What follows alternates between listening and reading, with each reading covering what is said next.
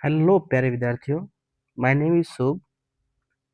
जैसा कि हमने टारगेट बना रखा है कि 10 दिन में हमने फिजिकल ज्योग्राफी वर्ल्ड की ख़त्म कर देनी है, तो उसी सीरीज में ये तीसरा चैप्टर है। मान मतलब तीसरा पार्ट है, तीसरा लेक्चर है। आज हम खनिज और सेल के बारे में पढ़ने जा रहे हैं। देखो, हमने अभी तक क्या पढ़ लिया है। पृथ्वी की आंतरिक संरचना के बारे में पढ़ा था, 2 लेक्चर जो हुए हैं उसमें। एक बार छोटा थोड़ा थोड़ा रिकॉल कर लो, पृथ्वी की आंतरिक संरचना में हमने क्या क्या पढ़ा। सबसे पहले प्रत्यक्ष स्रोत, अप्रत्यक्ष स्रोत, राइट। प्रत्यक्ष स्रोत में हमने ज्वालामुखी के बारे में पढ़ा, चट्टानों के बारे में। अप्रत्यक्ष स्रोत में गुरुत्वीय विसंगति, ताप दाब घनत्व में अंतर, राइट। वोल्केनो, सॉरी, वोल्केनो नहीं, अर्थक्वेक, भूकंप। वोल्केनो प्रत्यक्ष में आ जाएगा, ठीक है। तो ऐसे प्रत्यक्ष स्रोत, अप्रत्यक्ष। अब प्रत्यक्ष में और अप्रत्यक्ष में हमने 2 चीजें उठाई थी, भूकंप, ज्वालामुखी, राइट। भूकंप में हमने क्या क्या किया था। इसकी जो तरंगे रहती हैं, भूकंप किस स्थलमंडल से निकलता है कि दुर्बलता मंडल से निकलता है, ये पढ़ा था। पी एस धरातलीय वेव, इनके बारे में पढ़ लिया था, इनके गुणधर्म पढ़ लिया था, इनके छाया क्षेत्र पढ़ लिया था। रिकॉल करो पी वेव, एस वेव के बारे में, इसके गुणधर्म कैसा था।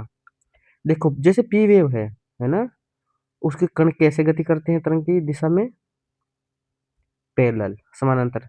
बाकी जो एस वेव और धरातलीय उनके कैसे करते हैं। पी वेव सिर्फ अकेली है जिनके समानांतर गति करते हैं, ठीक है। एस वेव और इसमें कैसे गति करेंगे, ऊपर नीचे, मतलब लंबवत 90 डिग्री में, राइट। देखो सर, कंफ्यूजन मत रखना कभी भी। कण की गति आ जाए, ऐसे ट्रिक से याद रखो। पी वेव मतलब पी से क्या बन गया, पैरेलल, सॉरी, पी से पैरेलल मतलब समानांतर, ठीक है। बाकी सब के सब लंबवत दिशा में गति करेंगे, राइट।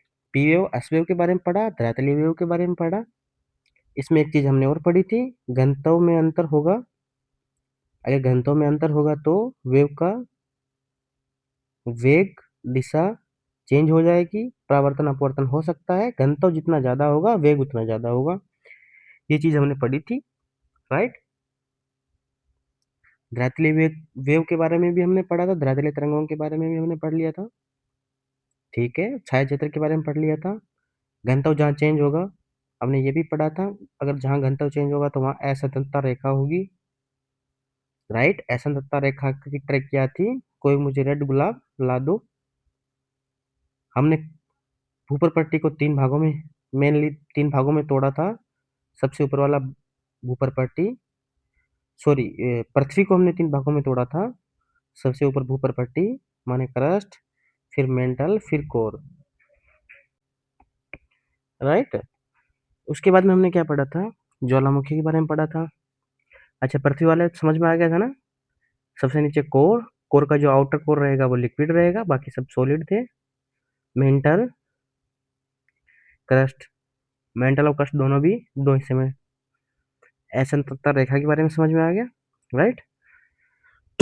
सॉरी, जुकाम हो रखा है यार बहुत ज्यादा, सॉरी। देखो भाई, एक चीज और हमने पढ़ी थी, जैसे महाद्वीप है, इस पे पेड़, सॉरी, पहाड़ हैं, पठार हैं, ये सब कुछ है।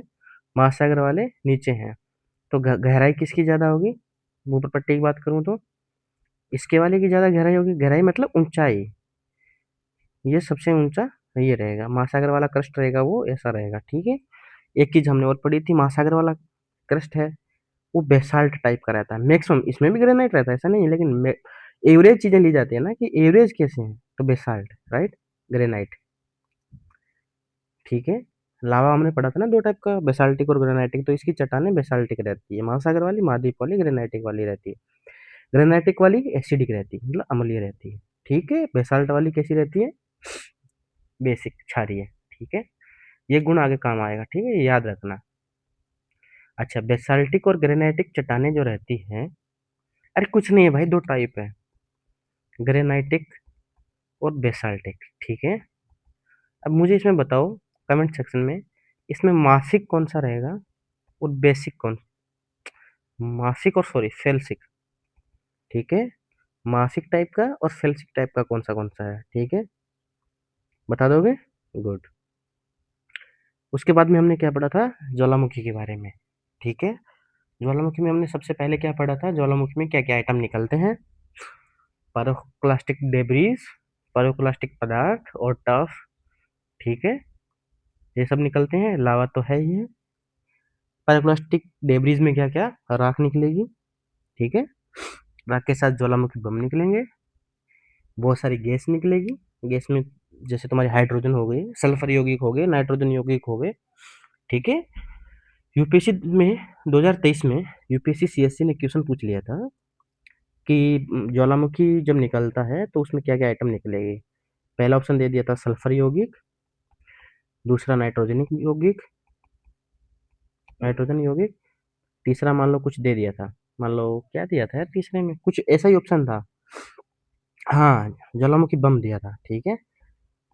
कौन से रहेंगे, तो ये तीनों रहेंगे। तो ऐसे एनसीईआरटी से ही पूछता है, यूपीएससी बाहर नहीं जाता भाई, ठीक है। उसके बाद में देखो, उसके बाद में क्या पढ़ाया था हमने, ज्वालामुखी के बारे में क्या क्या निकलता है ये पढ़ लिया। उसके बाद में टाइप पढ़े थे, है ना। टाइप में मैंने याद करने के लिए क्या बताया था, तरल, कम गाढ़ा, गाढ़ा। लावा का दो प्रकार होता है, लावा दो टाइप का होता है, या तो गाढ़ा होगा या कम गाढ़ा होगा, या तो ग्रेनाइटिक होगा या बेसाल्टिक होगा, ठीक है, या तो अम्लीय होगा या क्षारीय होगा। एक ही चीज है, ये सब एक चीज जुड़ी हुई है, देखो बेसाल्टिक, ठीक है, ग्रेनाइटिक, ठीक है। आगे बात समझ में, तरल कम गाढ़ा होगा, मतलब ये मीडियम में रहेगा, ये तरल रहेगा। एक होता है बहुत तरल, ये भी समझाया था तुम्हें, बहुत तरल, तरल, कम गाढ़ा, गाढ़ा। कौन से हो जाएंगे गाढ़ा में, गाढ़ा में कौन से हो जाएंगे, गाढ़ा में याद करो, रिकॉल करो, बहुत गाढ़ा है, बहुत ज्यादा विस्फोटक है, विश्व में सबसे ज्यादा विस्फोटक यही रहते हैं, ठीक है। काल्डेरा याद आया, गुड, ठीक है। तरल और कम गाढ़ा, ये कम गाढ़ा ये दोनों का मिक्सचर हो गया, तो ये मिश्रित है, ठीक है। उसके बाद में तरल, तरल में याद आ रहा है कुछ, सील्ड याद आ रहा है, ठीक है, सील्ड याद आ रहा है, शंकु याद आ रहा है, ठीक है। अब बहुत तरल में बेसाल्ट प्रवाह, ठीक है, जो बेसाल्टिक रहता है ये तरल रहता है, और जो ग्रेनाइटिक रहता है ये गाढ़ा रहता है। तो तुम्हें जब जहां भी गाढ़ा दिखे, कोई गाढ़ा ज्वालामुखी, इसका मतलब इसमें ग्रेनाइटिक पार्ट ज्यादा है। आगे बात समझ में, बहुत तरल में बेसाल्ट प्रवाह पढ़ा था हमने। हमने ये भी पढ़ा था कि भारत में कहाँ है बेसाल्ट प्रवाह, ठीक है। ये सब हमने प्रकार पढ़ लिए थे। ये क्या है, ये जो हमने भी प्रकार पढ़े ना, ये सारे के सारे, ये प्रकार, ये कौन से हैं, बाहर निकलने के बाद के हैं। मतलब ये सर कि दो तरीके से ज्वालामुखी आ सकते हैं, एक तो अंदर ही आके ठंडा हो जाए, एक जमीन तक आए, ठीक है। मतलब बहिर्वेदी, अंतर्वेदी, अंतर्वेदी, अंतर्वेदी मतलब प्लूटोनिक, प्लूटोनिक मतलब पता लिए, ठीक है। बहिर्वेदी मतलब वोल्केनिक, वोल्केनिक रोक बोलते हैं इसको, ज्वालामुखी रोक, ठीक है। अच्छा, बाहर वाले हमने पढ़ लिए, अंदर वाले कौन से हैं। देखो सर, अंदर में है ये स्टोर, जिसको बेथुलित बोलते हैं, अगर अंदर ही ठंडा हो गया, नीचे स्टोर बन गया, मतलब बेथुलित। क्वेश्चन ऐसे ऐसे पूछा है कि मैग्मा का बहुत बड़ा स्टोर, भंडार है, भूमध्य के आकार का है, सबसे गहराई पे है, वो क्या है, बेथुलित, ठीक है। उसके बाद में याद करो, कुछ पाइप से जुड़ी हुई दुआ करते हैं, तुम्हें बताई थी मैंने, और कुछ बिना पाइप से जुड़ी हुई, पाइप से जुड़ी हुई मतलब यहीं से ये अपना सोर्स लेके और जुड़ी हुई है, यहीं से ठंडा हो गई है। एक तुम्हें कुछ इस टाइप से फै याद आ रहा है, फै एंटीक्लाइन सिंक्लाइन याद आ रहा है, वेरी गुड, फेकोलिथ, ओके। और ये लेकोलिथ, लेकोलिथ में क्या याद आया, लेकोलिथ में फ्लैट सरफेस, समतल, आधार, गुंबद, ठीक है, ये जुड़ा हुआ है। फेकोलिथ में एक चीज और बताई थी सबसे महत्वपूर्ण मैंने, कि फेकोलिथ कहीं भी आगे जाके लेकोलिथ बन सकता है, राइट, ओके। उसके बाद मैंने दुआ करती बताई थी, एक डाइक बताया था जो 90 डिग्री पे रहता है, उसके बाद में एक सिल, एक सीट, सीट मतलब चादर, सिल और सीट क्षैतिज जुड़ते हैं, डाइक 90 डिग्री पे रहता है, ठीक है। और इनका पाइप से जुड़ाव नहीं रहता है, बैतुलिस से कोई लेना देना नहीं है, ओके। एक लेपोलिथ बताया था मैंने, जो सोसर की आकृति का रहता है, सोसर, ठीक है? मतलब प्याला जैसा रहेगा, ठीक है? इसको लेपोलिथ बोलते हैं, लेपो, पो पाइप, पाइप से नहीं जुड़ा है, उल्टा याद रखना, ठीक है? लेपोलिथ। आगे बात समझ में? ये सब भी है। फिर मैंने लावा मेसा पढ़ाया था, ठीक है? लावा पठार बताया था, ये भी बाहरी आकृति है, लावा मेसा और लावा पठार, ठीक है? याद रखना, लावा मेसा। लावा मेसा क्या है? लावा बाहर निकला, ठीक है? ऐसी कुछ आकृति कुछ भी बनाया, कुछ आकृति बनाया, लावा मेसा। अब लावा पठार क्या है? पठार मतलब ऐसा रहता है पठार, निकला अंदर से लावा और ऐसे पठार ही बना दिया। लावा मेसा क्या है? पठार से कैसे अलग है? ये बना तो ऐसे घुमन टाइप का देगा, लेकिन जो हवा रहेगी ना, वो इसको पठार बनाएगी, तब इसको लावा मेसा बोलेंगे। लावा पठार बना बनाया पठार है लावा से, राइट? ओके, चलो इतना पढ़ लिया था हमने, अंदर की सारी जानकारी ले ली हमने। इसकी पीवाईक्यूज मैंने मेरे टेलीग्राम चैनल पर डाल दिए हैं। पीवाईक्यूज कहाँ मिलेंगे तुम्हें? ऐसे मिलेंगे, राइट? ये सारे के सारे इसके पिछले वाले चैप्टर के पीवाईक्यूज हैं, लगाना जाके अच्छे से, ठीक है? ये वाला पीवाईक्यू करो, देखो। प्रत्येक स्रोत के प्रत्येक स्रोत कौन से हैं? भूकंप, ज्वालामुखी, बल, चुनके, घनत्व। लोग भूकंप भी मारेंगे, ज्वालामुखी दोनों मारेंगे। गिरते बल इनको तो नहीं मारेंगे, बट मैक्सिमम इनका चांस है मारने की। तो मैंने बताया था ना, भूकंप नहीं है, ज्वालामुखी है, राइट? ऐसे सारे के सारे मैंने अपने टेलीग्राम के चैनल पे दे रखे हैं, लिंक है ना इसमें दे रखा है डिस्क्रिप्शन में, राइट? कर लेना। तो आज हम क्या पढ़ने जा रहे हैं? अच्छा, एक और चीज रह गई थी कल, स्तरीय ज्वालामुखी और आर्क ज्वालामुखी, ये दोनों रह गए थे। ये क्या आइटम है? देखो, ये एनसीईआरटी में नहीं दिए गए हैं, एनसीईआरटी के बाहर का है। सर, बाहर का आप कैसे डिसाइड करोगे कि मुझे बाहर का कैसे पढ़ना है? बाहर का तुम्हें ऐसे पढ़ना है भाई, अगर क्वेश्चन दे दिए यूपीएससी वालों ने एनसीईआरटी से बाहर के, तो तुम्हें वो टॉपिक तो पढ़ने पड़ेंगे ना, राइट? आर्क ज्वालामुखी और स्तरित ज्वालामुखी, इन दोनों के क्वेश्चंस आ रखे हैं रिसेंट ईयर में, तो हमें इनको पढ़ना पड़ेगा। कहाँ आ रखे हैं? देखो, ये है, देखो, सीएपीएफ में आ रखा है 2025 में, स्तरित ज्वालामुखी, ठीक है? ये आर्क ज्वालामुखी, ये एनडीए ने पूछ रखा है, ठीक है? तो पढ़ो। देखो, दोनों एक दूसरे के उल्टे नहीं है, दोनों अलग अलग है। ये जो आर्क ज्वालामुखी है, ये सतत ज्वालामुखी का टाइप है, यूँ समझ लो। मतलब आर्क ज्वालामुखी में सतत ज्वालामुखी हो सकते हैं, क्या होते हैं मैं समझाता हूँ, रुको। सपोज करो, नॉर्मल लावा, नॉर्मल लावा बाहर निकला जमीन पे, निकलते निकलते ऐसे परतों के रूप में जमा होता गया, परतों के रूप में जमा होता गया, ठीक है? ऐसे निकलते निकलते परतें बनती गई, जब परतें बनती गई तो इसको स्तरीय ज्वालामुखी बोलते हैं। स्तरीय ज्वालामुखी की विशेषता क्या है? इसमें पायरोक्लास्टिक डेब्रिज, पायरोक्लास्टिक पदार्थ बहुत ज्यादा रहते हैं, ठीक है? पायरोक्लास्टिक पदार्थ रहते हैं, गैसेज निकलती रहती है, इसके नीचे गैस बहुत ज्यादा रहती है, ठीक है? और जब इनके नीचे बहुत सारी गैस रहती है तो ये विस्फोट कर सकते हैं। आगे बात समझ में? इनके एग्जाम्पल दे रखे हैं, बहुत important important. Mount Mount Fuji, जो कि जापान में है। माउंट फ्यूजी जो जापान, सबसे पहला तो ये है कि माउंट फ्यूजी कहाँ है, ये याद रखना जरूरी है कि ये जापान में है। दूसरी चीज, ये किस प्रकार का है, ठीक है? ये बाद में याद रखना है किस प्रकार का है, सतरी ज्वालामुखी का। ये माउंट सेंट हेलेंस, ठीक है? ये ऐसे एंडीज, माउंट म्यूनिज, ये आर्क के हैं। आर्क क्या है? देखो, ज्वालामुखी सिर्फ और सिर्फ नीचे से लावा निकले, अपने आप, मतलब नॉर्मली लावा निकले, ठीक है? उसी से नहीं बनता है। हमने ज्वालामुखी कैसे कैसे बन सकते हैं वो पढ़ा था, ठीक है, पीछे। उसमें मैंने हल्का सा देके छोड़ दिया था, या लिखा था बीच बीच में उनमें। पढ़ लेना आप एनसीईआरटी की लाइन, जब जहाँ से ज्वालामुखी शुरू हो रहा है टॉपिक, वहां पे, ठीक है? देखो, एक तरीका ये है, ये प्लेट है, ये सामने वाली प्लेट है, ये प्लेट इधर चली, ठीक है? ये इसके नीचे दब गई, ये ऊपर उठ गई, ठीक है? एक प्लेट इसके नीचे दबेगी, ठीक है? एक इसकी प्लेट इसके ऊपर जाएगी। ये प्लेट जैसे नीचे गई तो मेंटल में मान लो जाके चले गई। मेंटल से, मेंटल बहुत गर्म है ना, दुर्बलता मंडल, उसमें इसके पदार्थ मिक्स होते गए, वो थोड़े थोड़े दरो बनते गए। जैसे जैसे दरो बनते गए, एक टाइम पे ये इधर से बाहर निकले।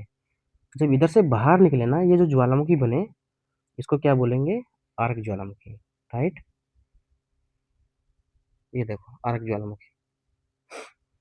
अच्छा, इसको क्या बोलते हैं? अगर दो प्लेट ऐसे टकराए आपस में सामने-सामने तो अभिसरण, दूर जाए तो अपसरण। अप मतलब दूर, अभी मतलब पास, ठीक है? तो अर्क ज्वालामुखी कहाँ बनेंगे? अभिसारी प्लेट सीमाओं पे, ठीक है? अब देखो इनके ये प्लेट, ठीक है? और ये प्लेट। अर्क ज्वालामुखी समझ में आ गया? इनके एग्जाम्पल है जो याद रख लेना, थोड़े इंपॉर्टेंट है। चलो अभी हम अपने टॉपिक पे आते हैं। अंदर का हमने सब कुछ पढ़ लिया, अंदर क्या क्या आइटम है। अभी हम बाहर का पढ़ना शुरू करेंगे, राइट? तो वही अपना ये चैप्टर है खनिज एवं सेल। देखो हमने अंदर का आइटम तो पढ़ लिया है, अब ये आइटम बाहर आ गया है, राइट? ये आइटम पृथ्वी पे आ गया है। अब पृथ्वी पे जो अब ये आया अंदर से लावा, ठीक है? ये लावा चट्टान के रूप में, चट्टान की प्रकृति में पढ़नी है कि चट्टानें कितने टाइप की होती है, चट्टानों में क्या होता है, खनिज होता है। खनिज में तत्व होते हैं, तो हमें तत्वों के बारे में पढ़ना पड़ेगा, हमें खनिज के बारे में पढ़ना पड़ेगा, हमें सेल के बारे में पढ़ना पड़ेगा, राइट? मतलब पृथ्वी के अंदर क्या आइटम था वो भी जमीन पे आ गया है, ठीक? जमीन पे जो चट्टान है, चट्टान की हमें प्रकृति पढ़नी है, इसमें कौन से खनिज रहते हैं वो पढ़ने हैं, कौन से तत्व रहते हैं वो पढ़ने हैं। सेल, ये चट्टान है, चट्टान कितने टाइप की होती है, ठीक है? सॉरी, बहुत खतरनाक जुकाम हो गया है यार, सॉरी। देखो अभी क्या है, ये जो भूप्रपट्टी है ना, मैं मेंटल की बात नहीं कर रहा, मैं कोर की बात नहीं कर रहा, मतलब मैं पूरी पृथ्वी की बात नहीं कर रहा हूँ, मैं सिर्फ और सिर्फ इस मेंटल की बात, सॉरी क्रस्ट की बात कर रहा हूँ, ठीक है? क्रस्ट, क्रस्ट पे ये जो भी है चट्टानें, हम तो क्रस्ट क्रस्ट वाली चट्टानें ही देख पा रहे हैं, राइट? चट्टानें भी इन्हीं को कहते हैं। ये चट्टानें हैं, इसमें 8 मेजर एलिमेंट मतलब तत्व पाए जाते हैं। उनकी मात्राएं क्या क्या है, उनका क्रम क्या क्या है, वो ये क्रम ये इधर रहा। ये क्रम बहुत बार पूछ चुका है कि जो क्रस्ट है उस पे पाए जाने वाले तत्व, उनका क्रम क्या है, तो ये है। तुम्हें याद रखना ही पड़ेगा, कैसे भी तुम अपनी ट्रिक बनाओ। एक क्वेश्चन और आता है कि पृथ्वी पे, संपूर्ण पृथ्वी पे पाए जाने वाला क्रम क्या है? ये तो क्रस्ट क्रस्ट का था, पृथ्वी पे पूरे आयरन, ऑक्सीजन, सिलिकॉन, ये है। और इन 8 तत्वों में एक चीज और ध्यान देना, इन 8 तत्वों के नाम भी पूछता है कि जो मुख्य 8 तत्व हैं उनमें कौन से शामिल है, कौन से नहीं है। याद रखना, कार्बन नहीं है, हाइड्रोजन नहीं है, ठीक है? आई बात समझ में? नाम कैसे याद रखना है, मैंने ट्रिक बनाई है। नमक, फेंकाओ, आलसी, न, मैं, कै, सोडियम, मैग्नीशियम, कैसे, पोटेशियम, फे, का, ओ, आलसी, AlSi, राइट? 8 के नाम है, ये क्रम नहीं है, ठीक है? क्रम ये इधर, ये चारों को याद रख लेना, ठीक है? अच्छा, तत्वों के बारे में पता चल गया। अब ये बोल रहा है खनिज के बारे में। खनिज क्या है? तत्वों से खनिज बनता है, ठीक है? खनिज कार्बनिक भी हो सकता है, अकार्बनिक भी हो सकता है, दोनों हो सकते हैं। इनमें क्रमबद्ध परमाणविक संरचना पाई जाती है, मतलब जो भी रहेगा क्रमबद्ध तरीके से रहेगा, निश्चित रासायनिक संगठन रहेगा, भौतिक गुणधर्म रहेंगे, ठीक है? खनिज या तो एक ही तत्व का हो सकता है, मतलब बहुत सारे, मतलब एक ही तत्व का है, ठीक है? या हो सकता है दो से दो अधिक तत्वों के हो। एक तत्व वाला कहाँ है, ये देखो, किस किस के हो सकते हैं एक तत्व वाला? चांदी, ग्रेफाइट, सोना और कॉपर, इंपॉर्टेंट है, ठीक है? हॉट लाइन है ये। एनसीईआरटी में कहीं कहीं बीच बीच में अच्छी अच्छी लाइनें दे रखी होती है, उनसे क्वेश्चन बने नहीं है लेकिन बन सकते हैं, तो उसको मैंने यहाँ पे हॉट लाइन से लिख दिया है हर जगह, ठीक है? राइट, आगे चलो। हमने खनिज के बारे में पढ़ लिया है, ठीक है? खनिज की हमने प्रकृति पढ़ ली है, कैसे कैसे हो सकते हैं। एक्चुअली में कौन से खनिज पाए जाते हैं? खनिज तो बहुत सारे हैं, हजारों में संख्या है, 2000 से भी ज्यादा है, ठीक है? लेकिन मेन खनिज कौन से, तो उन्होंने समूह दिए है खनिजों का, राइट? जैसे आवर्त सारणी में, ये आवर्त सारणी है, इसमें एक समूह दे दिया ना, ये क्षारीय धातु है, ये अधातु है, समझ गए? ऐसे ऐसे, तो ऐसे समूह दिया इन्होंने। 6 प्रमुख समूह कौन से हैं, ये समूह है। हिंदी मीडियम वाले बच्चे ये समूह कभी याद ही नहीं करते हैं, आगे बात समझ में? लेकिन ये बहुत इंपॉर्टेंट समूह है, बहुत ज्यादा क्वेश्चन इधर से ही आते हैं, बच्चे यही सबसे ज्यादा डर जाते हैं, यही सबसे ज्यादा छोड़ते हैं। अगर तुम्हें सिलेक्शन लेना है सही से, तो तुम्हें वो वीक एरियाज तुम्हें पकड़ने होंगे, जो वीक एरिया बाकी 99% जनता कहीं छूती ही नहीं उनको। इस चैप्टर में सबसे ज्यादा लोग क्या छूते हैं वो मैं तुम्हें बताता हूँ। सेल के प्रकार छूते हैं, आग्नेय, कांट्रित, अवसादी, क्योंकि उन्होंने एग्जाम में वही क्वेश्चन देख रखे होते हैं, तो वही वही पढ़ते हैं, इधर फोकस नहीं करते हैं। भाई इधर फोकस करो। याद करने का तरीका, एफ क्यू, एफ क्यू, मैं पूरा नाम नहीं लूंगा यार, थोड़ा वा- गलत हो जाएगा, ठीक है। एफ क्यू पामो, PAMO, पामो, एफ क्यू पामो, ठीक है। F feldspar, Q quartz, pyroxene, MP बोले, माइका, ओलिविन, राइट। देखो, इनका पाए जाने का क्रम सबसे ज्यादा किस टाइप का पाया जाएगा, फेल्सपार, उसके बाद क्वार्ट्ज, फिर पायरोक्सिन, ये इन्हीं का यही क्रम ही है, सबसे ज्यादा यही पाया जाता है, ये 50% पाया जाता है, राइट। तो पूछेगा सबसे कॉमन कौन सा है, मतलब सामान्य कौन से पाए जाएंगे, ऐसे पूछेगा कि कौन से ऐसे मतलब खनिज समूह हैं जो सामान्यतः पाए जाएंगे, हर किसी में मिल जाएंगे, मतलब 99% मिल जाएंगे ऐसे। तो यही समझो, फेल्सफार या क्वार्ट्ज भी दे सकता है, दोनों मिला के बोल सकते हो तुम, फेल्सफार या क्वार्ट्ज मिल सकता है, राइट। ओलिविन कम पाया जाता है। इनमें याद क्या रखना है हमें, सबसे पहली चीज ये याद रखनी है, इनका कलर क्या है, इसके अंदर कौन से तत्व पाए जाते हैं, मतलब लोहा है कि सिलिका है कि एल्यूमिनियम है कि क्या, किसकी अधिकता है, राइट। उसके बाद में हमें ये याद रखना है कि इनका उपयोग क्या है, या इनमें स्पेशलिस्ट बात क्या है। CDS में, NDA में भर भर के क्वेश्चन इधर से आते हैं, ठीक है। वो ये बोलते हैं कि ये ऐसा ऐसा कलर का है, ये इसका उपयोग है, इसमें ये चीज पाई जाती है, बताओ उसका नाम क्या है, राइट। ठीक है। ये भौतिक प्रकृति, भौतिक विशेषता उतनी इंपॉर्टेंट नहीं है, ये पढ़ेंगे। अच्छा, इनके बारे में अभी नेक्स्ट पैराग्राफ में है, ठीक है, नेक्स्ट वाले पेज पे है, राइट। खनिजों की भौतिक विशेषता दे रखी है। पहली चीज तो ये दे रखी है कि जो खनिज बनेगा वो लावा है, उसी उसी की वजह से बनता है, राइट। तो खनिजों का मूल सोर्स क्या है, मैग्मा ही है, सॉरी। हाँ, हम बात कर रहे थे जो खनिज है, भाई लावा ही है ना, अंदर से निकला है, मेन सोर्स तो लावा ही है ना भाई, राइट। भौतिक विशेषता आगे चलो। भौतिक विशेषता में इसने कुछ नहीं है, छोटी छोटी चीजें याद कर लेना, इतना इंपॉर्टेंट नहीं है, ठीक है। सॉरी। इसने क्या लिखा है, पहली वाली लाइन पढ़ो। जो खनिज की क्या बोलते हैं, क्रिस्टल कैसा होगा बाहर से, वो कौन डिसाइड करेगा, कि अंदर अणु किस तरीके से जुड़े होंगे, राइट, वही तो डिसाइड करेंगे। विदलन पढ़ लेना, विभजन पढ़, इतना इंपॉर्टेंट नहीं है ये वाला, इंपॉर्टेंट कहाँ है, ये वाला है, ये भी पढ़ लेना दोनों। कुछ ऐसे खनिज है जिनका रंग है ना, अशुद्धियों की वजह से होता है, किसी का रंग, उनके कण है, उनकी व्यवस्था कैसी उस हिसाब से होता है। दो चीज दे रखी है, दोनों पढ़ लेना, ठीक है। ये कह रहा है कि कोई पाउडर बना दिया खनिज से, तो उसका रंग, जो खनिज का रंग था उससे अलग हो सकता है, ये इंपॉर्टेंट है, इससे क्वेश्चन बार बार के आते हैं। कठोरता का क्रम पूछता है, ठीक है। हाँ तो भाई हम कहाँ पे थे, हाँ, कठोरता, कठोरता के बारे में कठोरता का मतलब ये है कि कौन सबसे ज्यादा कठोर होगा, सिंपल सी बात है, राइट। इनका क्रम है, ये इंडेक्स है पूरा, मतलब एक कठोरता किसकी होती है, इसकी होती है, 10 कठोरता हीरा की होती है, नाखून की 2.5 होती है, चाकू की 5.5 होती है। और नाखून किधर आएगा, यहाँ इनके बीच में आएगा, चाकू किधर आएगा, 5 और 6 के बीच में, इधर एपेटाइड और फेल्सपर के बीच में। इनके नाम याद रखने की ट्रिक, तेल, जीव, केला, फल एप्पल, फेल, क्यों, टोप, आर, डी।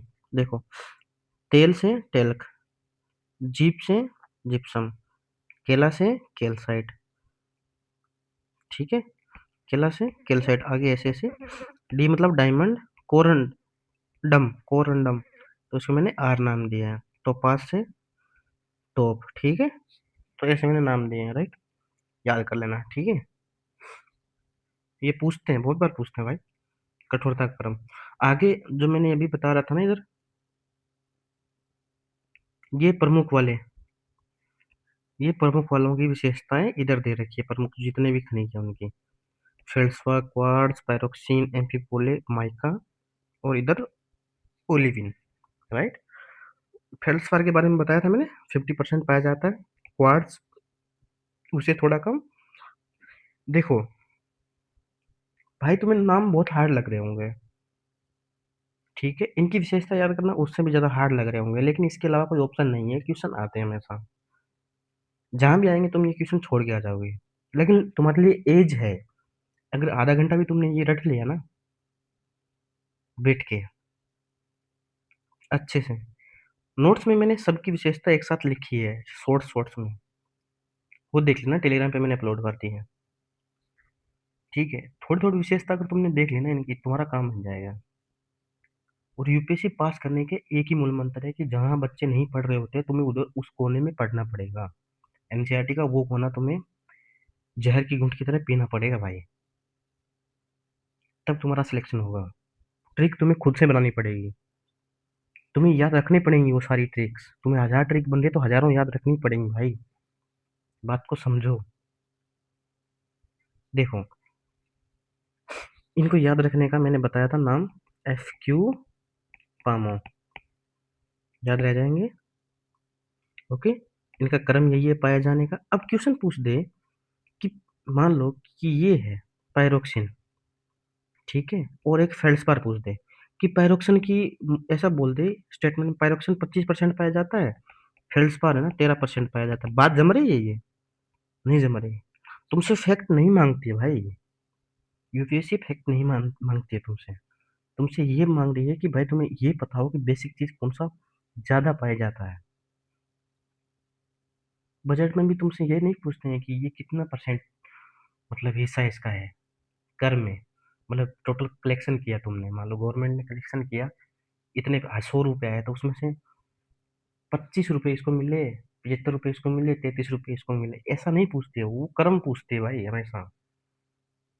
ठीक है, फैक्ट नहीं पूछती है, डाटा नहीं पूछती है कि 33% है कि 32, बहुत रेयर है।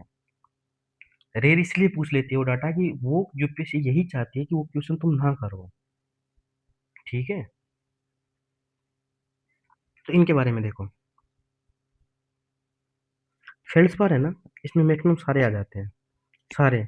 और इसमें पोटेशियम, कैल्शियम, एल्यूमिनियम, सिलिकॉन। देखो एक चीज और, सिलिका है ना, सिलिका सब में कॉमन है, वो क्वार्ट्ज में भी है, पायरोक्सिन में भी है, माइका में भी है, सब में है। ये बात समझे? ठीक है, सिलिका तो इसमें रहेगी, ऑक्सीजन भी रहेगी, बाकी आइटम भी रहेंगे। तो फेल्ड्सपार 50% है, सब आ जाएगा इसमें। ठीक है, क्वार्ट्ज का याद रखना, इसके साथ ग्रेनाइट रहेगा। तो क्वार्ट्ज किस टाइप की हो जाएगी? ग्रेनाइटिक, ग्रेनाइटिक टाइप की हो जाएगी। ग्रेनाइटिक मतलब अम्लीय प्रकृति की हो जाएगी। ठीक है, ये नीचे वाले याद रखने बहुत इजी है, ये तीनों याद रखने बहुत इजी है। इसका संगठन कैसी कैसे इजी है वो देखो। तुमने सियाल, सीमा और नीफे पढ़ा है क्रस्ट में, मेंटल में, ये कोर में, ये रटा होगा। सियाल सीमा याद रखो, सियाल सीमा। नीचे याद रखना सिक्का, सिक्का, सिक्के, सिक्का, सिक्का, सिक्के, ये दोनों कॉमन है, ये दोनों कॉमन है। लोहा कॉमन है, लोहा कॉमन, लोहा कॉमन है। ठीक है, तीनों याद, सॉरी तीनों याद हो जाएंगे। ठीक है, पायरेक्सिन एक ऐसा है जिसमें उल्का पिंड में भी पाया जाता है। पायरोक्सिन एक ऐसा खनिज है जो उल्का पिंड में भी पाया जाता है। ठीक है, इन सब की एक एक विशेषता तुम याद कर लेना। ठीक है, इनका संगठन क्या क्या है, इनमें मुख्य तत्व क्या क्या है, ये याद रख कर लेना। ठीक है, देखो ओलिविन, देखो इधर, ओलिविन, ओलिविन में क्या है, सियाल, सीमा, सिक्का या फिर लोहा, इनमें कौन सी चीज हट जाएगी? सीमा हट जाएगी, ठीक है, सिक्का हट जाएगी, बचेगी सियाल और लोहा, ये दो ही चीज है, ये बेसाल्टिक टाइप की है। अभी हमने ग्रेनाइटिक टाइप की कौन सी पढ़ी थी? देखो, ग्रेनाइटिक याद बताओ कौन सी थी? क्वार्ट्ज थी। ये किस टाइप की है? बेसाल्टिक टाइप की है। एक क्वेश्चन एक बार आया था, एक स्टेटमेंट दिया था कि माइका है ना मैक्सिमम आग्नेय या रूपांतरित सेलों में मिलती है। क्या क्वेश्चन था? माइका सामान्यतः आग्नेय और रूपांतरित सेलों में मिलती है। ये स्टेटमेंट सही है? एकदम सही है। ये माइका है, इसकी ये भी विशेषता है कि आग्नेय और इसमें मिलती है रूपांतरित में। ठीक है, तो ऐसे इनकी एक एक विशेषता तुम अपने हिसाब से याद रख लेना। ठीक है, उसके बाद में ये खनिज किस टाइप के होते हैं, इनके प्रकार कौन से हैं वो दे रखे हैं। 6 तो मेन खनिज दे ही दिए इन्होंने। खनिज से पहले हमने तत्वों के बारे में भी जानकारी ले ली इसकी। उसके बाद में खनिज की भौतिक विशेषताएं क्या होती है इसके बारे में ले ली हमने जानकारी। मेन 6 खनिज कौन से हैं इसके बारे में जानकारी ले ली। अब खनिज किस तरीके से बांटे गए हैं ये इधर लिखे हैं। अब ये 6 मेन थे ना, इनके अलावा भी इधर 4-5 दे रखे हैं। और इन प्रमुख खनिजों के अतिरिक्त भी ये खनिज पाए जाते हैं। कौन से हैं? केलोराइट। केलोराइट में तुम कंफ्यूजन क्या करोगे? ये पूछता है क्लोरीन का है। नहीं भाई, ये क्लोरीन का नहीं है, ये बॉक्साइट का है, ये बेराइट का है। सॉरी, केलोराइट के बारे में पूछ लेगा कि किसका है।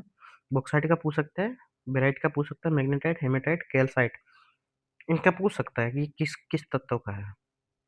तो जिस खनिज में सबसे ज्यादा मात्रा जिस तत्व की होती है वो उसी का रहता है। ठीक है, जो मेन करेक्टरिस्टिक्स होती है ना, जो मेन उसका चरित्र रहता है, ठीक है, वो उसी का रहता है। जैसे अभी इनमें सबके नाम याद रखने हैं हमें। केलोराइट के, इसमें क्लोरीन नहीं रहेगा, याद रखना। कौन से? ये 3 है।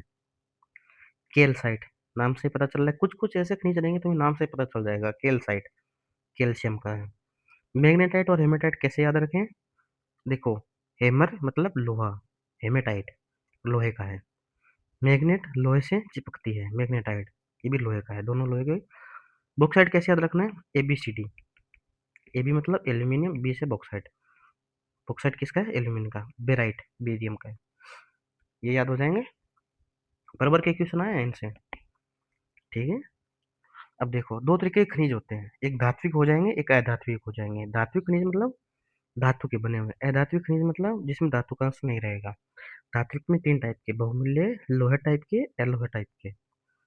बहुमूल्य में कौन से? ये प्लेटिनियम भी याद रखना। सोना चांदी तो हमें याद आ जाता है कॉमन सेंस से।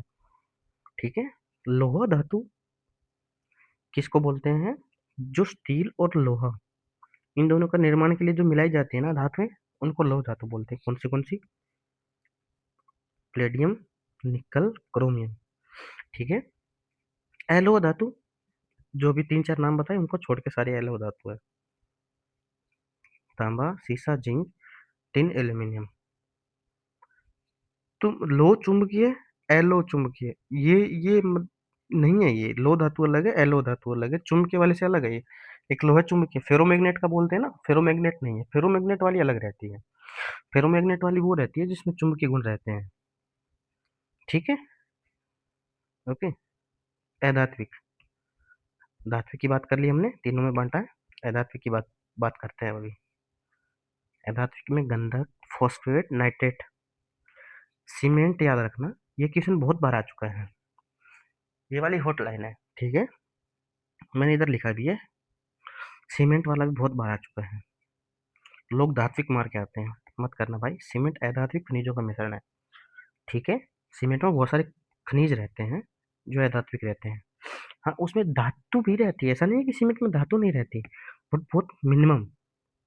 ठीक है, मतलब 2% है, 98% अधात्विक ही है। तो उन्होंने एवरेज जो चीजें चलती है ना ज्योग्राफी में वो लेके चलते हैं। जैसे महाद्वीपीय जो चट्टाने हैं उसमें ऐसा थोड़ी है कि बेसाल्ट का नहीं होगा, मिश्रण होगा कुछ ना कुछ, बट उन्होंने एवरेज औसत रूप से ज्यादा क्या है, ग्रेनाइट है, इसलिए ग्रेनाइटिक टाइप की बोल देते हैं। ठीक है, बहुत झोल है यार जियोग्राफी में। तुम अपने जो साइंटिफिक रूल लेके आते हैं ना वो इधर नहीं लगते हैं भाई। ठीक है, सीमेंट वाला याद रखना। अब सेल के बारे में आ जाते हैं। यहाँ सेल कैसी कैसी हो सकती है, उसके गुणधर्म क्या क्या हो सकते हैं वो दिए हैं। पेट्रोलॉजी किसको बोलते हैं? सेल को विज्ञान बोलते हैं। ठीक है। उसके बाद में इधर आग्नेय सेल के बारे में दिया है, अवसादी सेलों के बारे में दिया है, काइनेटिक सेलों के बारे में दिया है। क्वेश्चन क्या क्या बन सकते हैं वो देखो। एक तो स्टेटमेंट बेस्ड क्वेश्चन, सेलों के मतलब जो प्रकार रहते हैं, उनके जो उदाहरण रहते हैं, उनके बारे में पूछ सकता है कि ये अवसादी सेल होती है, ये अग्नि सेल होती है, ये पूछ सकता है। दूसरी चीज ये पूछ सकता है कि इनकी जो करेक्टरिस्टिक है ना, जो इनकी विशेषता है, उनके बारे में क्वेश्चन आ सकता है। मैक्सिमम क्वेश्चन कैसे आते हैं? मैक्सिमम क्वेश्चन आते हैं कि ये सेल है, ये किस प्रकार की सेल है, ठीक है। तो उसका भी सॉल्यूशन हमने किया है, ठीक है। टेंशन मत लो, सारे याद रहेंगे आज से। सबसे पहले हमने सेलों की जानकारी लेनी है कि क्या कैसी कैसी हो सकती है सेलें, क्या प्रकार हो सकता है। तो सेल में एक खनिज का बना हुआ हो सकता है, या एक से अधिक भी हो सकते हैं। पहली लाइन ये नरम भी हो सकती है। सेल सोच के यूँ मत समझ लेना कि अरे यार ये तो ठोस ही होगी, ना बाबू। ये अलग अलग कलर की भी हो सकती है। कलर मतलब जैसे गेब्रो काले कलर का है, क्वार्ट्ज दूधिया सफेद कलर का है। ये क्वेश्चन आ चुका है। गेब्रो का कलर और क्वार्ट्ज का कलर पूछ चुके हैं। इनका कोई निश्चित संगठन नहीं होता। खनिज में निश्चित संगठन हमने पढ़ा था। देखो खनिज में, ये देखो खनिज में है, लेकिन सेल में ऐसा जरूरी नहीं है। आगे बात समझ में? यहाँ लाइन दी है, बड़ी अच्छी दी है। वो मैं बता रहा था ना कि सबसे सामान्यतः पाए जाने वाले खनिज कौन से हैं, फेल्ड्सपार और क्वार्ट्ज, क्योंकि सबसे ज्यादा यही तो है। देखो एफ क्यू पामो, याद रखना। जो 6 मेन मैंने खनिज बताए ना, उनमें से, राइट, सामान्यतः पाए जाने वाले, ये भी क्वेश्चन आ चुका है, ठीक है। अब देखो सेल के टाइप क्या है, आग्नेय, अवसादी, कायंत्रित। आग्नेय सेल कौन सी होती है, अवसादी कौन सी होती है, कायंत्रित। ये सबसे पहले तुम ये समझो ये होती कौन सी क्या क्या है। देखो भाई, सेल के टाइप पढ़ रहे हैं हम। सबसे पहले दिन मैंने बताया था लावा के बारे में, राइट। ज्वालामुखी निकला, ठीक है, अंदर से मैग्मा निकला लावा के रूप में, बाहर ठंडा हुआ, राइट। लावा के रूप में जो ठंडा हुआ, या पृथ्वी के अंदर जो ठंडा हुआ लावा, ये सारी की सारी चट्टानें किस टाइप में आती हैं? इनको बोलते हैं आग्नेय। आग्नेय, आग, आग, ठीक है।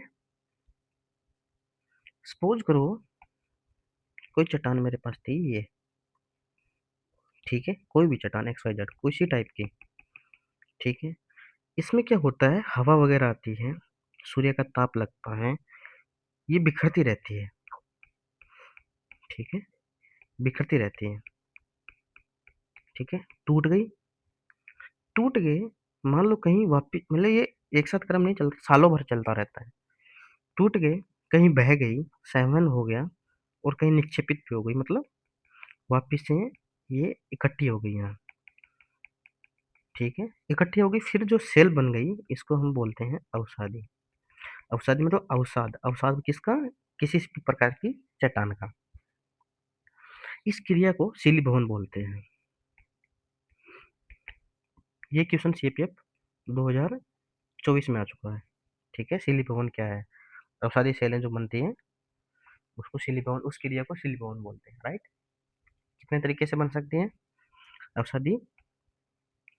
देखो, या तो यांत्रिक तरीके से बन जाए, मतलब टूटी, टूट के वापस जमा हो गई, या तो ऑर्गेनिक तरीके से, मतलब ऑर्गेनिक तरीके से मतलब, ऑर्गेनिक तरीके से क्या समझे? देखो पहले पेड़ पौधे थे डायनासोर युग के, नीचे जम गए, दाब पड़ा उन पे, पेट्रोल वगैरह ये सब चीजें बन गई, हाइड्रोकार्बन वगैरह बन गए, जीवाश्म ईंधन बन गए, जिसको जीवाश्म ईंधन बोलते हैं। ऑर्गेनिक तरीके से बन गई, उनको ये बोलते हैं। एक और तरीका होता है रासायनिक तरीका, केमिकल तरीके से बनी हो। केमिकल तरीका क्या होता है, मान लो उसका कोई सॉल्यूशन बने, मान लो कोई चट्टान थी, ठीक है, उसका सॉल्यूशन बने, मतलब विलेन बन गया, उनकी केमिकल प्रॉपर्टी चेंज हो जाती है। उसके बाद में जो चट्टान बन गई, ठीक है, उसके बाद में जो चट्टान बनी उसको केमिकल तरीके से बोलते हैं, ठीक है। इनके अलग अलग एग्जाम्पल है, उनकी ट्रिक मैंने दे रखी है। सारे के सारे एग्जाम्पल पूछे जा चुके हैं, और सारे के सारे एग्जाम्पल्स पूछे जाएंगे, ठीक है। ऐसे मैंने अग्नि की भी दे रखे हैं, ठीक है, उनको याद कर लेना। अच्छा, नेक्स्ट वाली क्या है अपने पास में, और शादी के बाद में कायांतरित है। कायांतरित अलग तरीका है, देखो कायांतरित क्या है?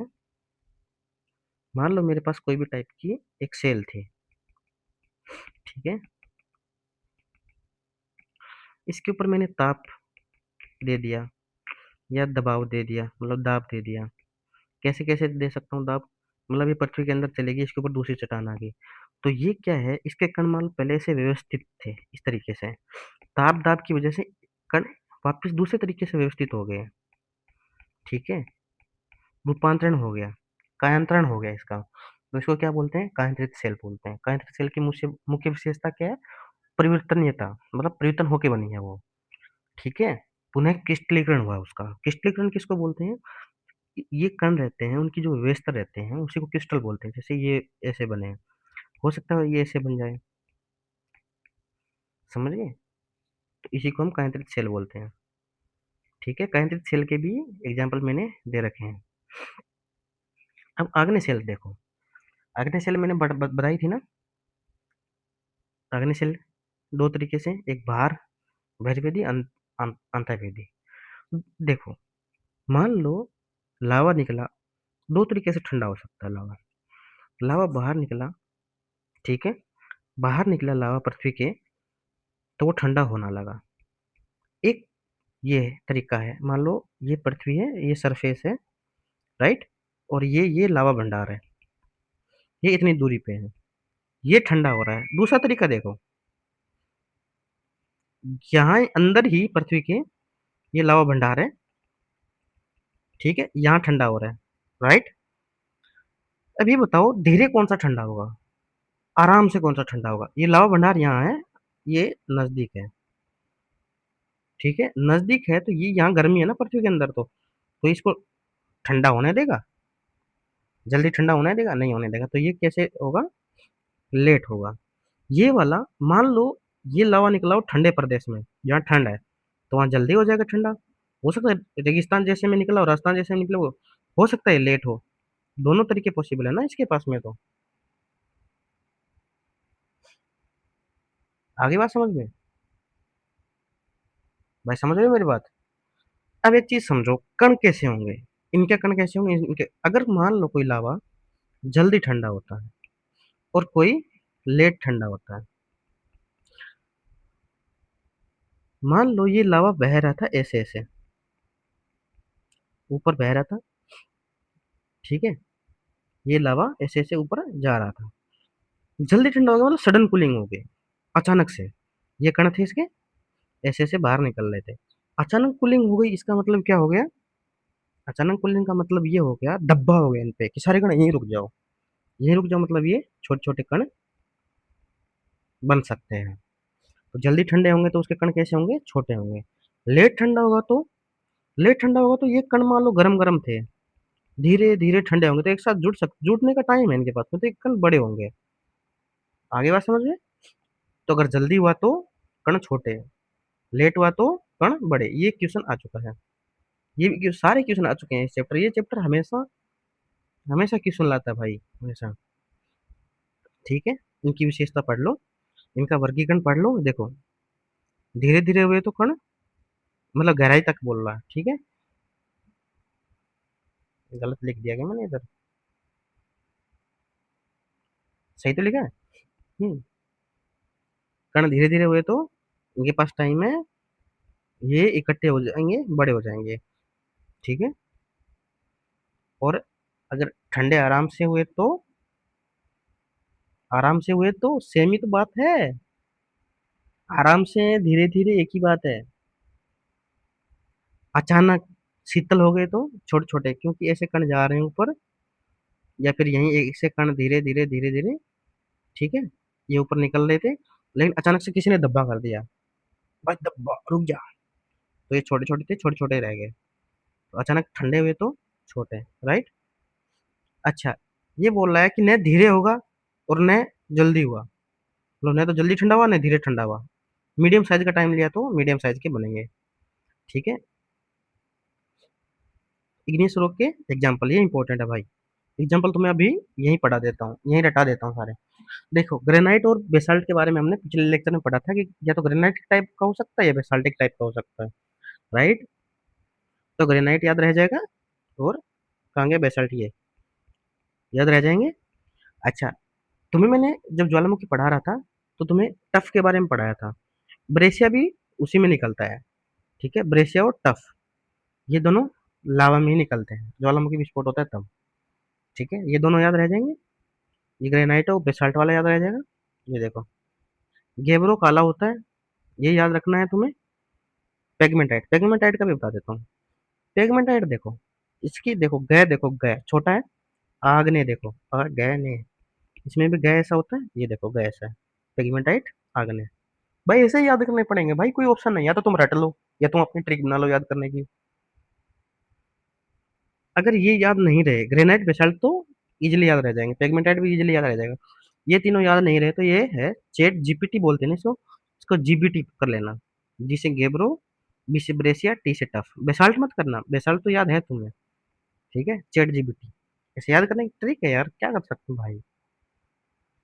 इसके बाद अवसादी चट्टानों पे आ जाते हैं। अवसादी का मतलब ये होता है, अवसादी चट्टानें किससे बना है, सेडिमेंट नाम से बना है, सेडिमेंट्री बोलते हैं इंग्लिश में इसको। सेडिमेंट का मतलब होता है व्यवस्थित होना, ठीक है। व्यवस्थित होने का मतलब चट्टाने के कण टूटे, फिर जाके व्यवस्थित हो गए, सिलिबहुन जिसको बोलते हैं, व्यवस्थित होना, ठीक है। ये पढ़ लेना इसके बारे में। अब अपक्षय, सेवन, निक्षेप ये सब पढ़ाएंगे आगे, टेंशन मत लो। यूँ समझो अभी कि कण टूटना, अपक्षय सेवन मतलब ये कण टूटे हुए थे वो कहीं जाए, निक्षेप मतलब इकट्ठे हो गए, एक ये रोक है, यहाँ से कण टूटे कहीं चले गए, वहां जाके निक्षेपित हो गए, ठीक है। इसी क्रिया को हम बोलते हैं सिलिबहुन, राइट। ये हॉटलाइन है भाई। कौन सी, बहुत से औषधि सेल है ना उसमें, औषधि सेल है ना, उसकी जो औषधि सेल की कुछ परतें हैं ना, औषधि सेल की कुछ परतें हैं, उन परतों की, उन परतों की जो विशेषता है वो, जो पेरेंट रोग थी, पेरेंट रोग मतलब जहां से वो टूटे थे, ठीक है, निक्षेपित हुए थे, उसकी विशेषता लिए रहते हैं, ठीक है। क्यों लिए रहते हैं भाई, जैसे यांत्रिक तरीके से टूटे मान लो कोई, ठीक है, उनकी वही विशेषता थी। ऐसा तो है नहीं कि यार इसके अंदर तुम्हारा कुछ हो गया, ठीक है, कायांतरण हो गया भाई, अलग तरीके से क्रिस्टल बन गए, क्रिस्टलीकरण हो गया अलग तरीके से, समझ रहे हो। ऐसा हो सकता है, हमेशा हो ऐसा जरूरी नहीं है। मतलब इसके अंदर भी केमिकल प्रोसेस है ना, केमिकल तरीके से बनेगी तो उसमें अलग हो जाएगा, राइट। अब देखो इसमें क्या लिखा है, जो सैंडस्टोन है, बालूकासम बोलते हैं जिसको हिंदी में, सैंडस्टोन में क्या है, परतें रहती है, इतना याद रखना तुम, उसमें परतें रहती है, ठीक है, विभिन्न सांद्रता वाली परतें रहती है, ठीक है। ये याद रखना भाई, कुछ चीजें होती है जो याद रखनी पड़ेगी भाई। कुछ खनिज ऐसे हैं उनकी कुछ विशेषता है, जैसे 6 खनिज पड़े थे हमने, उनकी कुछ कुछ विशेषता है। भाई तुम कुछ कर लो उसमें, कुछ साइंटिफिक तरीके से कुछ दिमाग लगा पाओगे, नहीं लगा पाओगे, याद रखने पड़ेंगे भाई तुम्हें। अच्छा ये है, इनसे भी क्वेश्चन आ चुके हैं बहुत ज्यादा। ये सारे के सारे, ये पहली चीज तो यही याद रखना है कि ये सारे के सारे तो सारी चट्टानों के एग्जाम्पल है। हिंदी में बहुत खतरनाक खतरनाक नाम दे रखे हैं, तो तुम्हें इंग्लिश में पढ़ने पड़ेंगे। कहाँ पढ़ने पड़ेंगे, ये देखो, ये सारे के सारे यांत्रिक तरीके से बन रहे हैं, ये जैविक तरीके से बन रहे हैं, रासायनिक तरीके से बन रहे हैं, इनके सारे के सारे नाम याद रखने थे, उनकी ट्रिक है याद रखने की। पहला वाला यांत्रिक तरीके से, दूसरा जैविक तरीके से, ऑर्गेनिक तरीके से, तीसरा का रासायनिक तरीके से, तो इनके नाम याद रखना। ट्रिक है, याद तुम्हें खुद से करना पड़ेगा भाई, मैं याद नहीं करवाऊंगा। एक चीज और, इन तीनों में लाइमस्टोन कॉमन है। एक लाइन ये देते लाइमस्टोन ऑर्गेनिक तरीके से बनता है, हाँ बनता है, यांत्रिक तरीके से हाँ बनता है, इससे बनता है हाँ बनता है। लाइमस्टोन किसका एग्जाम्पल है, औषधि चट्टानों का, ये सब भी औषधि चट्टानों का एग्जाम्पल है। एक चीज और बताता हूँ, ग्रेनाइट है ना, ग्रेनाइट एक ऐसा है, वो कायांतरित चट्टान भी होता है, आग्नेय चट्टान भी होता है। अब ये आग्नेय में पड़ गया है ना ग्रेनाइट, आगे कायांतरित में पढ़ाएंगे, दोनों टाइप के हो सकते हैं ग्रेनाइट, ठीक है। ग्रेनाइट एक ऐसा है, और इसमें लाइमस्टोन एक ऐसा है जो तीनों में बन सकता है, राइट। अब कायांतरित में पढ़ते हैं। कायांतरण का मतलब क्या होता है, स्वरूप में परिवर्तन हो गया, मतलब क्रिस्टलीकरण तो हो गया, पुनः क्रिस्टलीकरण हो गया। अच्छा, मेन विशेषता क्या है कायांतरित सेल का, परिवर्तनीयता, परिवर्तन होना, ठीक है। परिवर्तन कैसे कैसे हो सकता है, दाब, आयतन, ताप में, कैसे कैसे बन सकती है। पहला तरीका, दूसरा तरीका, तीसरा तरीका, इजी है याद रखना, नॉर्मल है। कैसे भी कोई सेल, मतलब दो चट्टाने हैं, मतलब दो, ये सेल है, इधर से आई एक इधर से आई, एक ऊपर उठ उठ गई, एक इसके नीचे दस गई मान लो, ये मान लो ऊपर उठ गई, ये इसके नीचे दस गई, ठीक है। ये नीचे मेंटल तक जाएगी मान लो, दसते दसते मेंटल से ऊपर उठा, यहाँ ज्वालामुखी बन गई। ठीक है, इस तरीके से। 1 मिनट रुकना, एक कॉल आ रहा है, वेट। देखो समझ ही लेते हैं कैसे कैसे होता है, कायन कायंत्रण कैसे कैसे हो सकता है। पहले क्या दिया है, जब विवर्तनिक प्रक्रियाओं के कारण सेलें निचले स्तर की और बलपूर्वक खिसक जाए। मतलब मान लो ये ये सेल है, ये दूसरी सेल है। मान लो ये वाली सेल इसके नीचे दब जाए, ये ऊपर उठ जाए, टकराई तो इसका कायंत्रण हो जाएगा, तो ये कायंत्रित सेल बन जाएगी। ठीक है। दूसरा, मान लो ये पृथ्वी है, इसके पास एक सेल इधर है। ठीक है, यहाँ सेल है, नीचे से लावा आया, इसको ऊर्जा दी। अगर इसको ऊर्जा मिलेगी, इसको तापमान मिलेगा, तो क्या होगा। मान लो इसके कण ऐसे ऐसे थे पहले, तो ये मान लो व्यवस्थित हो जाएंगे अलग तरीके से, उनको ऊर्जा मिलेगी ना, तो व्यवस्थित हो जाएंगे। ठीक है। दूसरा तरीका ये है, लावा आ जाए। पहला तरीका क्या था, या तो सेल नीचे बैठ जाए, दूसरा नीचे से लावा आ जाए। तीसरा पढ़ो, जब ऊपरी सेलों के कारण निचले सेलों पर अत्यधिक दाब पड़ जाए। सपोज ये मान लो पृथ्वी है, ये एक सेल इधर है। ठीक है, इसके नीचे भी एक सेल होगी, साइड में भी सेल होगी। मान लो ये वाली सेल इसके ऊपर दाब लगाने लग जाए, तब भी इसका हो सकता है। मतलब या तो दाब हो, या आयतन में चेंज आ जाए, या तापमान बदल जाए। आयतन में चेंज कैसे आएगा, इधर दाब की वजह से भी तो आयतन में चेंज आएगा, इस 3 नंबर में भी। तो मतलब पुनः क्रिस्टलीकरण हो जाना, समझ रहे हो। मतलब जो कण है ना, वो पुनः क्रिस्टलीकृत हुए हैं इस वजह से। अब देखो कायंत्रण के प्रकार हैं, कौन से। गतिशील कायंत्रण, दूसरा उसमें कायंत्रण। ठीक है। गतिशील कायंत्रण में क्या कह रहा है, ये कह रहा है कि मान लो जब ये क्रिस्टलीकरण हुआ, ठीक है, ये क्रिस्टलीकरण हुआ, ये मान लो भौतिक तरीके से हुआ। भौतिक तरीके से क्या मतलब सर, मान लो इनके सिर्फ कण अलग तरीके से व्यवस्थित हुए, इनका गुणधर्म नहीं चेंज हुआ। कैसे सर, आयतन में चेंज आया सिर्फ, मान लो तापमान में इनमें कोई चेंज नहीं आया। तापमान में जब चेंज नहीं आएगा, तो इनके कण व्यवस्थित तो उसी तरीके से होंगे, पुनः क्रिस्टलीकृत तो होंगे, क्रिस्टलीकरण होगा इनमें भी, लेकिन इनका गुणधर्म वही बना रहेगा। अच्छा सर, तो इसको क्या बोलेंगे, गतिशील कायंत्रण। ठीक है। उसमें कायंत्रण में क्या है, तापमान पूरा कहानी का हीरो है। कैसे, नीचे से तापमान दिया गया लावा के रूप में। ठीक है। तो इनमें क्या केमिकल चेंज आ गया, मतलब रासायनिक परिवर्तन आ गया। ठीक है। तो यही कहना चाह रहे हैं, उसमें कायंत्रण के कारण सेल के पदार्थों में रासायनिक परिवर्तन आ जाता है, पुनः क्रिस्टलीकृत हो जाते हैं। क्रिस्टलीकृत तो ये भी होंगे, लेकिन क्रिस्टलीकृत होने के बाद इनका रासायनिक चेंज हो जाएगा। ठीक है। दो तरीके के बताए इसने, एक बताया संपर्क कायंत्रण, ठीक है, दूसरा प्रादेशिक। देखो संपर्क में ये क्या बोल रहा है, मैग्मा के संपर्क में आती है। संपर्क मतलब जो ताप मिल रहा है नीचे से, वो मैग्मा की वजह से मिल रहा है। प्रादेशिक कायंत्रण में क्या है, उच्च तापमान और दबाव अथवा इन दोनों के कारण सेलों में विवर्तनिक दबाव के कारण विकृतियां होती है। मतलब ये कहना चाह रहा है, पहले वाला तो लावा की वजह से आया, दूसरा कैसे आएगा, मान लो ये भूप्रपट्टी है। ठीक है, ये वाली सेल है, इसमें लावा नहीं टकराया, लेकिन नीचे का जो ताप आ रहा है ना सेवन धारा के रूप में, वो इसको मिला, या दबाव मिला, या दोनों मिले, और उसकी वजह से इसके अंदर विकृतियां आ गई। ठीक है। इसमें भी क्रिस्टलीकरण हुआ, ऐसा नहीं है, इसमें भी हुआ, लेकिन ये लावा वाला नहीं है। तो संपर्क वाला क्या है, डायरेक्ट लावा आया। और प्रादेशिक मतलब क्या है, प्रादेशिक का मतलब ये है कि सेल से सेवन धाराओं के रूप में इसको तापमान मिला। ठीक है। तो दो तरीके के कायंत्रण हो गए, पहला वाला कायंत्रण कौन सा, गतिशील कायंत्रण, दूसरा वाला उसमें कायंत्रण। गतिशील में हमने पढ़ा कोई केमिकल चेंज नहीं होगा, उसमें कायंत्रण के अंदर मतलब केमिकल चेंज होगा।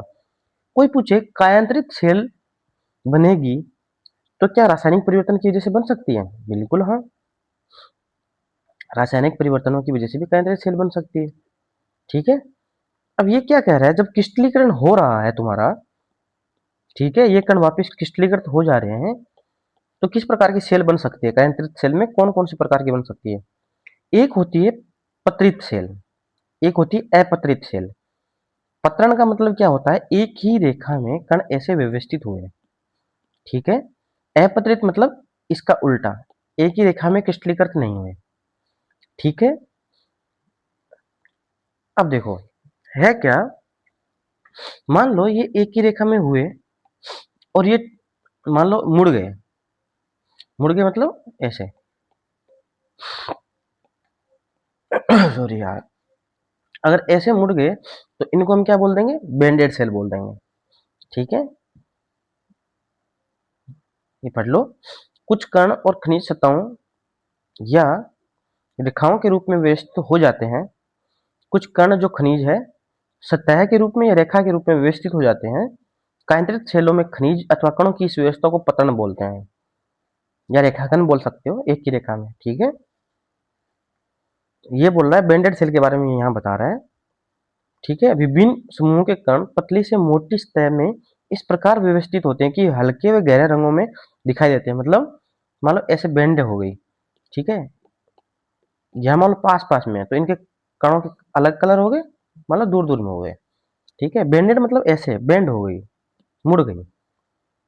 यहाँ अपत्रित सेल के बारे में इसने नहीं बताया है, तो पत्रित अपत्रित सेल क्या होगी, पत्रित सेल की उल्टी होगी, मतलब जैसे एक रेखा में नहीं हुआ जिनमें। एग्जाम्पल दिया है, ठीक है। एग्जाम्पल देखो सारे के सारे याद कैसे करने हैं, 4 की क्वीन, 4s की क्वीन, क्वीन मतलब रानी। इनमें एग्जाम्पल देखो, इधर देखो क्या क्या है। से 4 बनाने हमें, सिस्ट, स्लेट, साइनाइड और संगमरमर, ठीक है। क्वीन मतलब क्वार्ट्ज और नीस। एक ग्रेनाइट भी आता है इसमें, कायांतरित सेल में। ग्रेनाइट आग्नेय सेल में भी आता है, कायांतरित सेल में भी आता है, दोनों प्रकार की सेल हो सकती है, राइट। अब सेल चक्र के बारे में पढ़ते हैं। सेल चक्र क्या है, ये कहना चाहता है, समझो कहाँ है जगह, यहाँ समझो। ये कहना चाहता है, आग्नेय सेल के बारे में मैंने पढ़ाया था कि आग्नेय सेल का मूल स्रोत स्रोत क्या है, सोर्स क्या है, नीचे के लावा। अच्छा, लावा अगर बाहर आता रहेगा तो एक टाइम पे खत्म नहीं हो जाएगा लावा। तो लावा का सोर्स क्या है, उसका उल्टा सोचो। होता क्या है, ये जो सेल है ना, ये सेल बन गई, मान लो आग्नेय सेल ही बन गई, पृथ्वी के ऊपर आ गई। ये कुछ टाइम के बाद में विवर्तनिक क्रियाएं ऐसी होगी कि ये सेल वापस नीचे भूगर्भ में चली जाएगी, भूगर्भ में चली जाएगी। नीचे रेडियो एक्टिव पदार्थ है, वो इसको गला देंगे, फिर ये लावा का एक सोर्स बन जाएगी। कांक्रीट सेल भी बन सकती है, अवसादी सेल, कोई भी सेल हो उसका ऐसा ही होता है, जब वापस लावा में बन जाएगी फिर ये आग्नेय बनेगी, तो ये एक चक्कर चलता रहेगा। अवसादी सेल का क्या सिस्टम था, अवसादी सेल का क्या सिस्टम था याद करो, शिली भवन। शिली भवन मतलब कोई भी टाइप की सेल हो, मतलब आग्नेय हो चाहे अवसादी हो चाहे कांत्रित हो, टूटेगी, निक्षेपण होगा, सेवन होगा, जाएगी ऐसे ऐसे कहीं, निक्षेपित हो जाएगी, सेवन के बाद निक्षेपित हो जाएगी। ये अपक्षय हो गया, मतलब टूटी, सेवन हुआ और यहाँ निक्षेप हो गया, निक्षेप होकर ये वापिस से अवसादी बन गई, इसको क्या बोल देंगे, शिली भवन। तो अवसादी सेल भी बन सकती है। अब यही अवसादी मान लो आगे जाके कायंत्रित हो गई, ताप मिल गया इसको लावा का, या कुछ कुछ हो गया जैसे कायंत्रण हो गया, इसका पुनः क्रिस्टलीकृत हो गया, तो क्या बन जाएगी ये, कायंत्रित सेल। तो ये सेल चक्र है, ये क्या कहना चाह रहा है कि सेल एक ही जैसे तरीके से नहीं रहेगी, मतलब अवसादी तो अवसादी नहीं रहेगी ये पूरे जन्म भर, ये एक चक्र है, ठीक है। अच्छा, इसने यहाँ बहुत अच्छी बात बोली है, आग्नेय सेल के मूल सोर्स क्या है, ये सारी की सारी सेल ही तो है मूल सोर्स, देखा जाए तो यही सेल जाकर के तो अंदर चली जाएगी, लावा बन जाएगी, यहाँ लावा इसका मेन सोर्स है।